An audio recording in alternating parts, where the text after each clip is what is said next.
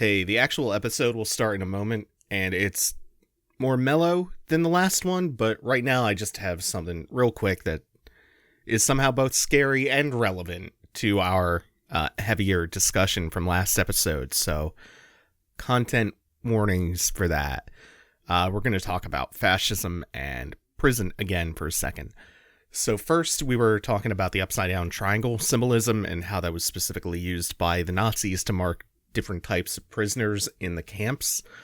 And we talked specifically about the black triangles. And different colors meant different things. So, for example, a red upside-down triangle was used for political prisoners. Like, you know, the Night of the Long Knives and the First They Came poem? Well, it starts First They Came for the Socialists, and that's the Nazis clearing out political opposition so they could then go after marginalized groups unopposed. Well, Trump, who is already a very fashy president, and who has documented by his ex-wife, by the accounts of his ex-wife, he kept a book of Hitler's speeches by his bed. And his vice president, Mike Pence, the two of them were affiliated with a political ad being published about Antifa, which I have to emphasize stands for anti-fascist. They've been on this kick for a while, that they're all terrorists and yada yada. So they published an ad, or they were affiliated with an ad that was published calling them terrorists, and then the end of the ad flashes a red triangle, a red upside down triangle. Just horrifying. And because as if 2020 wasn't enough of a hell simulation, I happened to talk about this subject recently, and then that happens. Just genuinely horrifying stuff. Second, I mentioned prisons last time and the 13th Amendment and their relationship, and then immediately turned around and read a story. And that story is actually from 2011, but I just saw it retweeted on my timeline and happened to read it for the first time earlier. Anyway, it's a story on NPR about a Pennsylvania judge who was convicted of taking, I think it was $1 million in bribes to put thousands of kids into juvenile detention centers by certain companies. So he would deny them the right to things like legal counsel, so he could beeline them straight to these prisons for kids. All for cash, mind you. Take a guess at what percentage of that was people of color, by the way, because I guarantee you it is high. That is one of the ways that systemic racism is persistent and pervasive. I brought up the 13th Amendment and prison slavery last time, so let me actually recommend two songs for all of you, because music has always been some of the most persuasive art for me. And these two songs helped me understand this side of systemic racism a little bit better.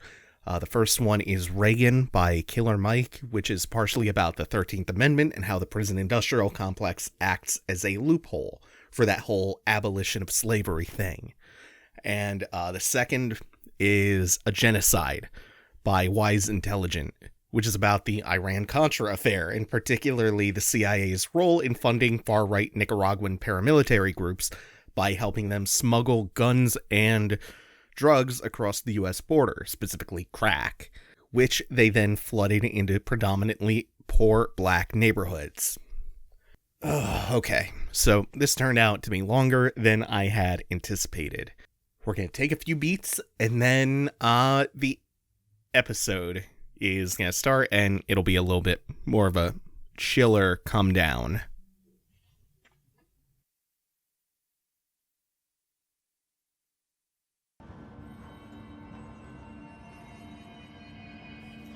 Hey everyone, how's it going? Welcome back to Let's Play Control.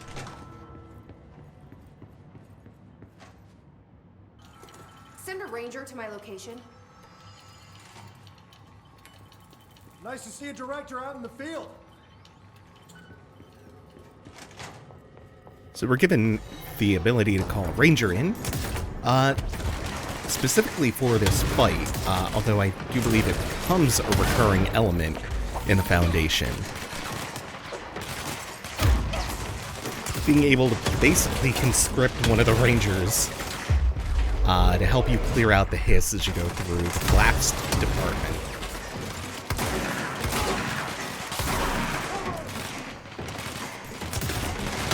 So he'll draw a lot of the fire, and he's pretty tanky so he can actually take it.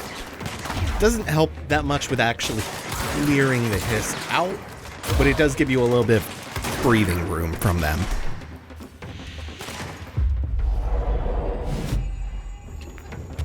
I've never actually had one of my rangers die, so I'm not sure if anything at all happens if they do. They generally handle themselves pretty well, and if you're actively participating in the fight, I don't think they really should.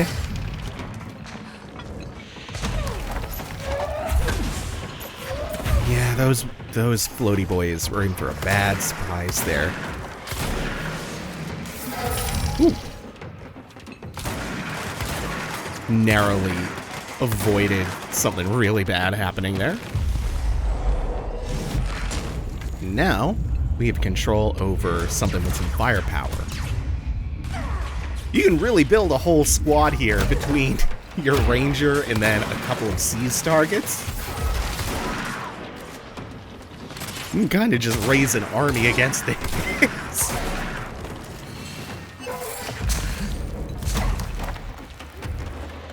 Also, I'm realizing now that seizing... Oh, that was perfect. Seizing an enemy is like layers of mind control.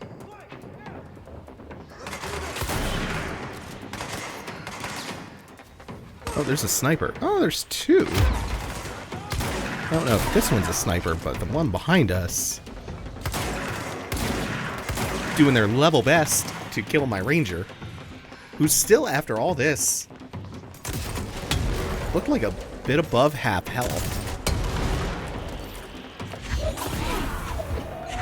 And that should be it. Shouldn't be any more waves on top of that.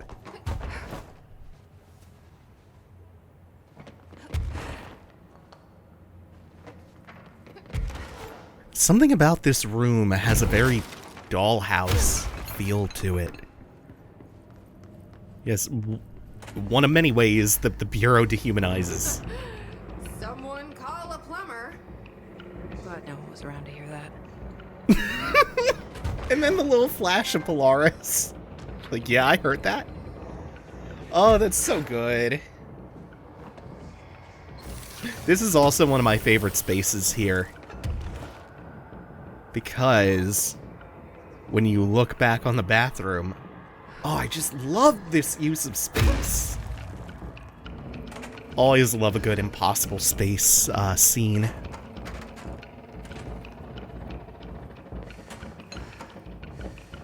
Really pays strong homage to the House of Leaves roots that this game has as well. When the difference between the size of a space outside and the size of a space inside is called into question.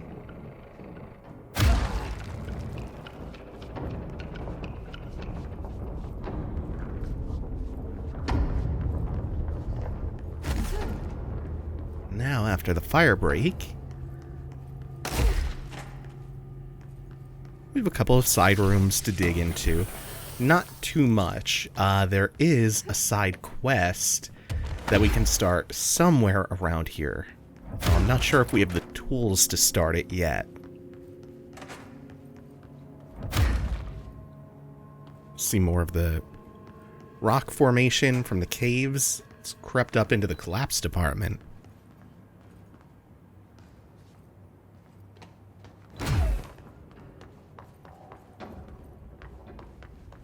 So we'll go through here, and then eventually open that up from the other side is a shortcut.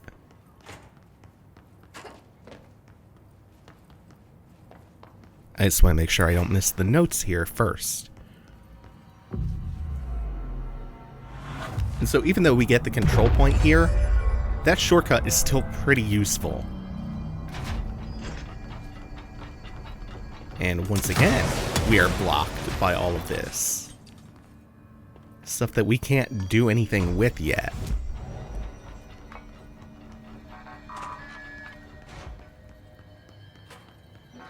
Now this loops back around and gives us our shortcut.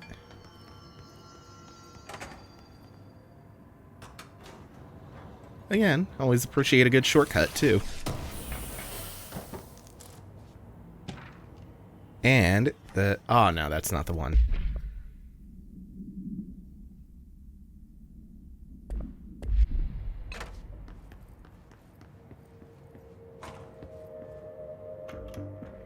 You're listening to America Overnight, a beacon in the darkest recesses of possibility for more than 20 years. We have another letter from a listener. This one's unsigned, but postmarked from Toledo.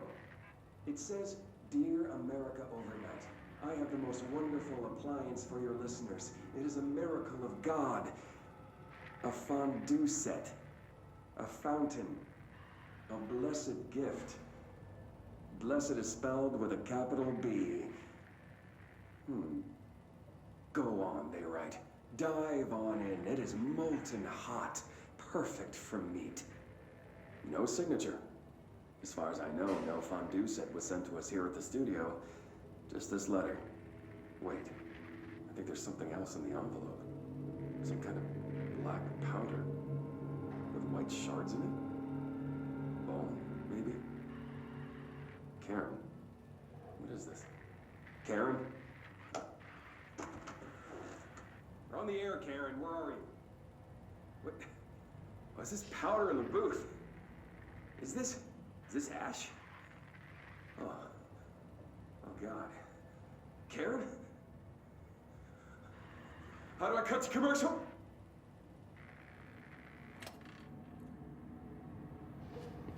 Take note of where that came from. Or from whom, or what. They mentioned, blessed. Just something I keep in mind. Oh, shift account 2. This is the one where, let me make sure. Yeah.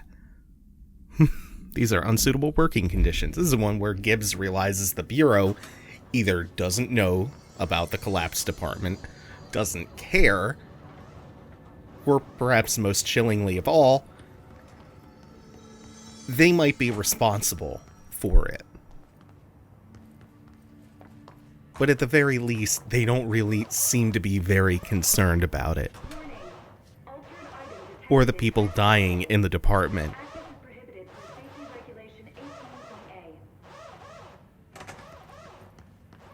So through transit control,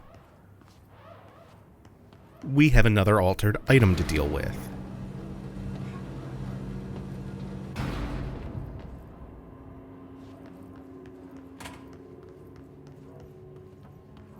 So that's the altered item.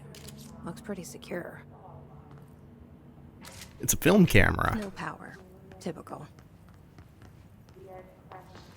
And first, we have to get the power on so we can get it out of here.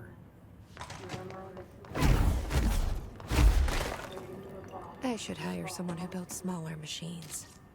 I really like the little joke she cracks about a plumber.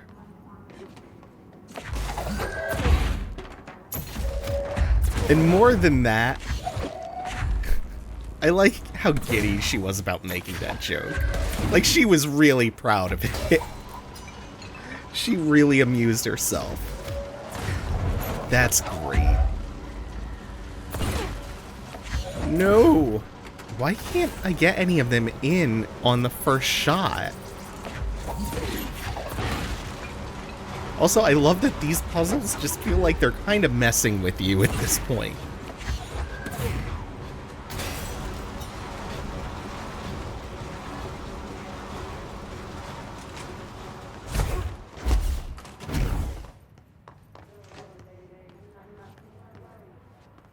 Oh, I thought that was a note.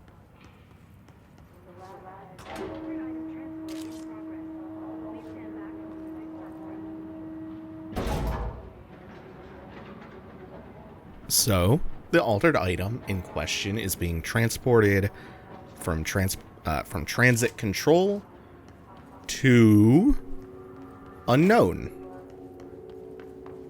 But it's out of our hair enough now that we can proceed.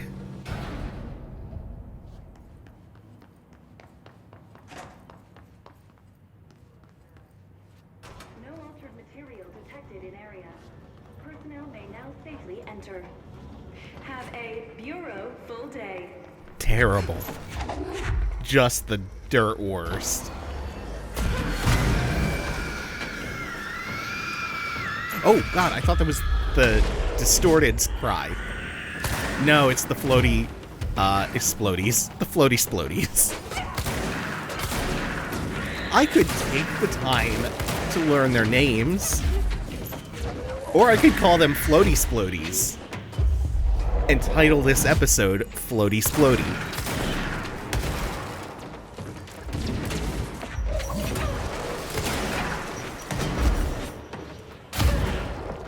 And with melee enemies helping us out, occupying his... Oh, there's one that escaped. We will conscript him. This makes our job much easier. Can we... Because we can just stand next to him.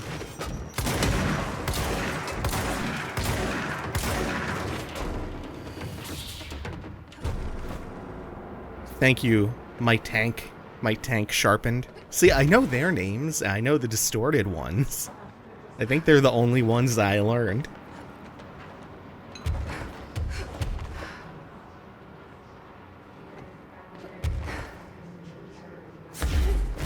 And this is a tricky little spot to put progression.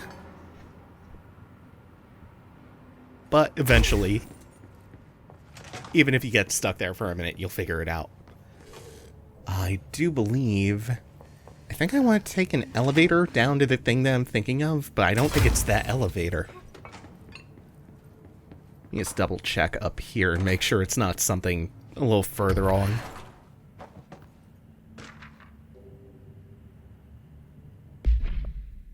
It is... not, I don't think. Just more Gibbs being fed up, though. We'll come back through this way, just in case. It does look like there's something else in here. Oh, is this about the camera? Yeah, the movie camera supplemental. Pay attention to one detail in here. Blessed.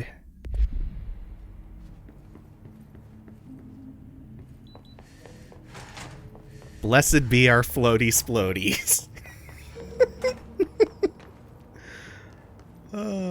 More foundation rocks, can't do anything with that. And how rude. Sir. Sir. Sir? How unbecoming of a mold man. Yeah, and then this one does not open up. So, I think we actually did pass what I wanted to, but that just means we get... I'm going to go on a little bit, but we'll double back for a cool side quest. There's no way I'm leaving that out of this playthrough. And it just means that we get a couple of really cool things back to back next episode, including something we're coming up to right now. Worst I've ever seen. The end of the world.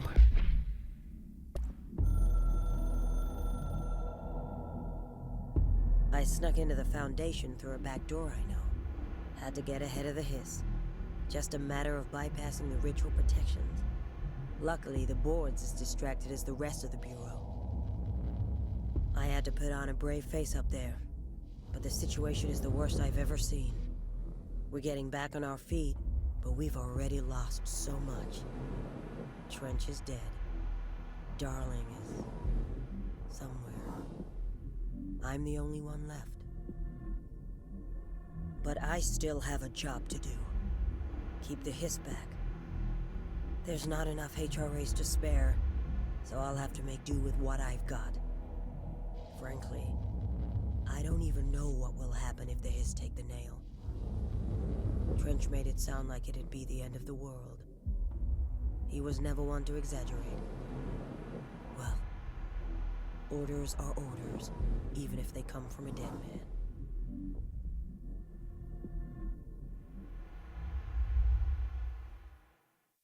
I love that Marshall gets to take a bigger stage in this DLC. And next time, we'll have another ritual. So I can't let the hiss take the nail. Not a problem. I know how to handle them.